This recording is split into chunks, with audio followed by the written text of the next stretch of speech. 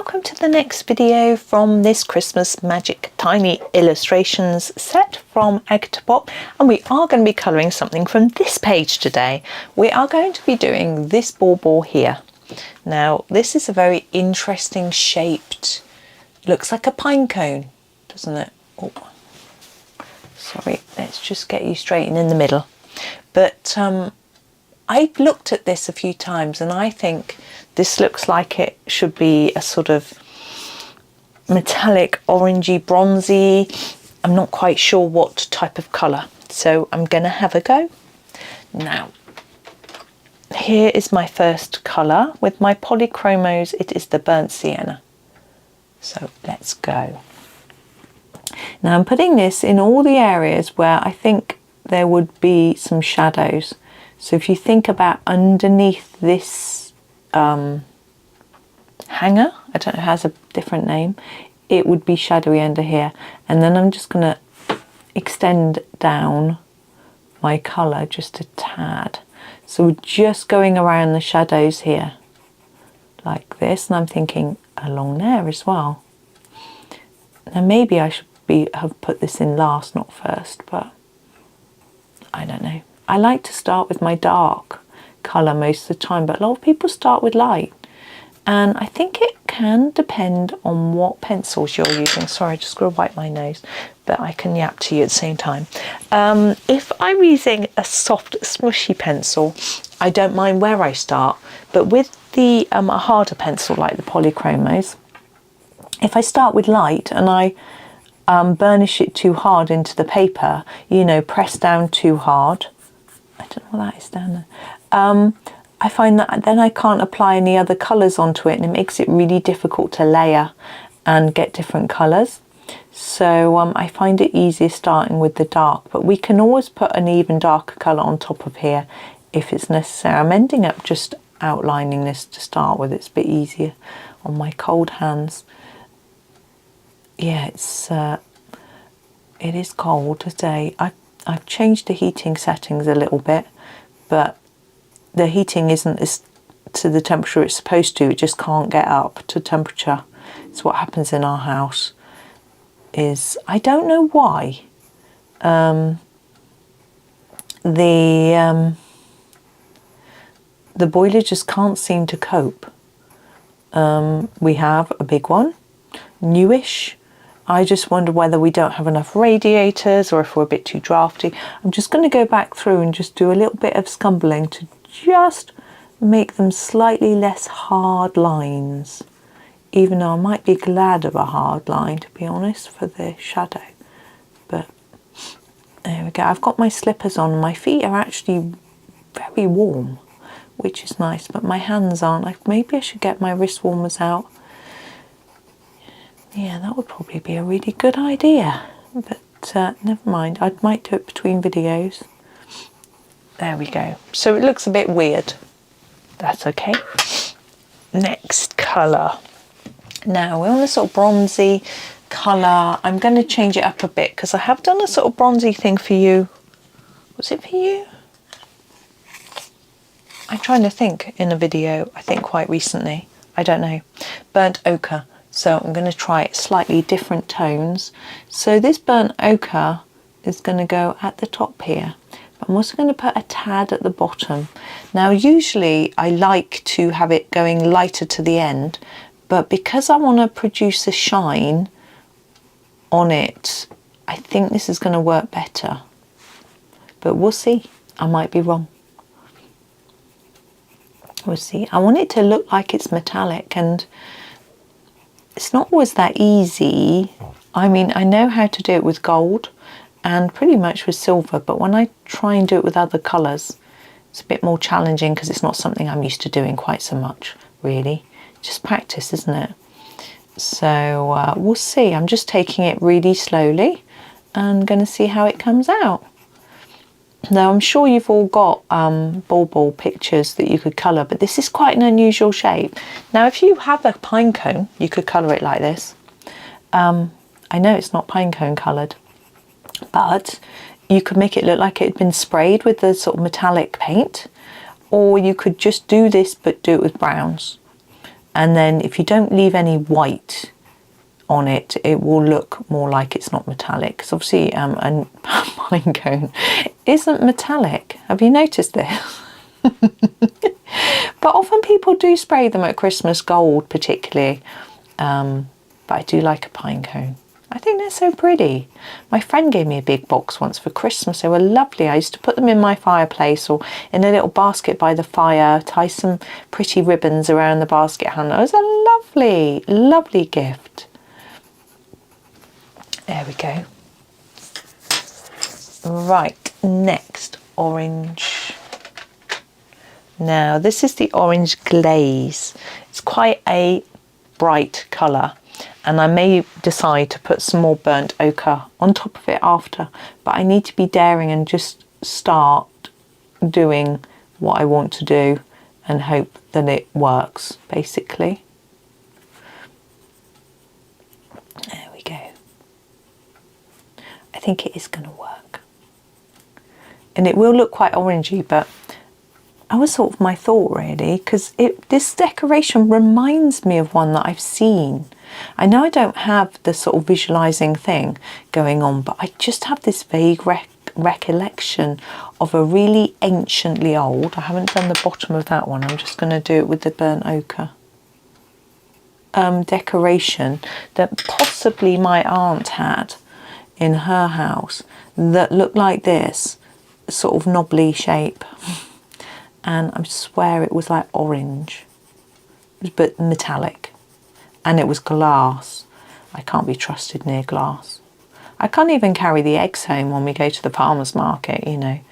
I'm just not. I think it's interesting because I feel like I'm quite clumsy. My sister says, oh, do you think you've got dyspraxia or something? I'm like, I've no idea. I just know I'm a bit clumsy, you know. And someone said to me that they were a clumsy child and they are celiac, and they said that they were told that it's a sign of celiac disease, but I'm not a celiac either, so it just shows you that that I've got the wrong colour, hang on. It just shows you that just because you have a symptom doesn't mean you've got something. This is dark chrome yellow, and of course it can be really confusing if we try and look things up on search engines and things, because it comes up with all sorts of things and you can think, well, I've got that, but no. And then you go to the doctor and they come up with a completely different diagnosis that nothing that you looked up came up with. You know, it's like when I had a numb face, I was like, oh my goodness, what is going on?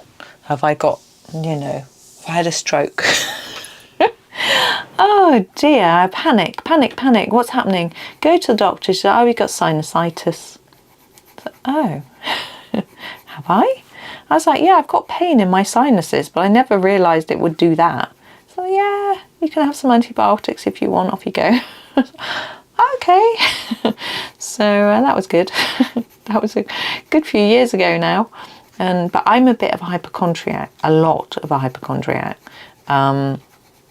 Although people around me say, no, you're not. I'm like, well, I'm not publicly a hypochondriac. It just gets in my head, you know, so I don't yap about things, but this is a dark cadmium yellow. I don't go on about it, but my head, it goes round in my head. I'm going over everything with this, and we're going to try to just close that white, so it's just a little bit there. I'm not very happy with how this is looking, but I'm confident I can get it looking better, because at the moment I'm not too, it's a bit too bright and yellowy. I'm going to get a bit more, I did think this might be the case. I'm going to get a bit more of the brown ochre on there in a minute, you'll see. Anyway, yes, I don't go on about it, but yeah, my brain goes into overdrive, like when I had something else, yeah, went into panic. I went to the doctor. She was, oh, it's just this, it's fine. I went, oh, okay, you can just sort it out, some physio. Oh, okay, you know. Sometimes it is good to go and have the reassurance of knowing that you've been a bit, your brain, you know. I mean, I think when you look things up on the old search engine, it always seems to come up with the worst, you know. And of course, sometimes it's going to be right, but it's much better to see an expert than to try and self-diagnose. I mean, obviously, if it's something you've had before, you've had it diagnosed before, you know the symptoms, it's all a bit different, but yeah. Anyways. Right, now what I've done here is I've created a white line on all of these. I don't want a white line, but I'm going to get rid of it, and I'm going to show you how. So I'm going to do it with this one because it's quite big. I'm going to put a line here, and then here, here, and like that. So it just is a bit broken up. So there's still a bit of a white bit there, but it's not just a harsh line. And hopefully it will look like it's shining without being a stripe. Okay. Now I do this a lot, but I don't always remember to tell you what I'm doing. There we go. And it's looking not bad now, I have to say. But it's still a little bit brighter, a bit more yellowy than I'd hoped. So I'm going to deal with that next. And then get my brown ochre out. Here he is. Sorry, burnt ochre. Let's get the right colour. Now this one's okay. It's quite dark. But here, I'm just going to put a bit more on. Bring it quite far in, as far in as you want, depending on how much you want to change the colour. I just want it a bit more warm and a bit more orangey brown rather than yellow. Okay. As I say, it's up to you. You might like the colour it was. Just putting on layers and thinking and deciding. Yeah, I like them a bit darker. It's only a little bit darker, but I do prefer it. These little ones are a bit of a disaster, but hey, no one will see. Yeah. But I've got to go with my husband to physio tomorrow. He's got tennis elbow. It'd be nice for him to get some exercises and have a bit of a device, because I think he carries things that are too heavy, possibly in the wrong way, if that makes sense. So I'm hoping that she'll be able to give him something useful to work on. Yeah, so that'll be nice. So we've got a lovely physiotherapy department here. It's all new and shiny, you know, really nice. And so that'll be good. I'm just sitting back and looking at that, thinking, I think it's okay. Yeah. I'm just wondering whether I want a bit of a darker shadow rather than it looking that brown, whether I should do it in a dark sepia. I think I'm going to give it a go. You might not think it's necessary, you might not be bothered to do it, but I'm just going to do a little bit of, oh, just snapped the end of my pencil off. That wasn't very clever. I've got to just dig it out of the sharpener. Is it gone? Can't tell. No. Sorry, bang bang, there we go. Right, I'm just going to sharpen a different pencil in here for a minute. It's my notebook pencil, graphite. Now let's sharpen the sepia. That's better. Right, so I'm just going to put in a few darker bits. I think I might just put it underneath actually, and slightly on top of the black line so they sort of fade back a little bit. Very careful to try not to go actually onto the shapes, if that makes sense.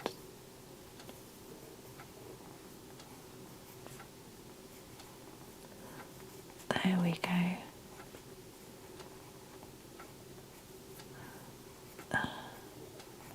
Taking concentration and therefore no speaking. Now these have got little lines on as if we should be drawing on a little bit of shine with a white pen. I'm contemplating that, but because we've got shine elsewhere, I'm not sure if it's necessary, if it's even going to look right if I do that. There we go. Now we've got the little bit at the top to do. Let's put you back in the middle. There you are. I usually do that in a sort of silvery colour, so that's what I'm going to do now. When I do silver, I always use a cold grey. So this is cold grey 3. This might be a little bit pale, but I'm going to start with the loop, and I just tend to make it quite dark there and fade it up like that, and then it looks hopefully like that's a bit shiny. And then here we've got these sort of sections, so I'm just going to make something of those by putting some lines in like that, and then extending these areas a little bit, so hopefully it will look a bit like it's got a bit of shape to it, like that. I'm going to get a darker pencil actually, just to make that more clear. This is the cold grey 5. Everything needs sharpening today.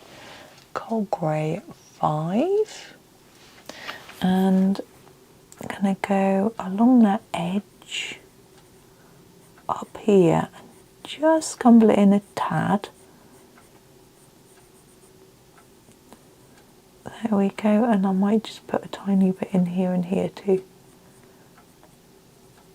There we go. There.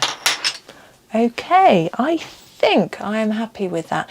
It still isn't exactly as dark as I wanted, but I think it does look quite shiny and interesting, and you know, so I'm okay with that. So there we are. There is our Christmas tree ornament, or bauble is what I call it. So thank you for watching. I do hope that you enjoy the rest of your day, and happy colouring.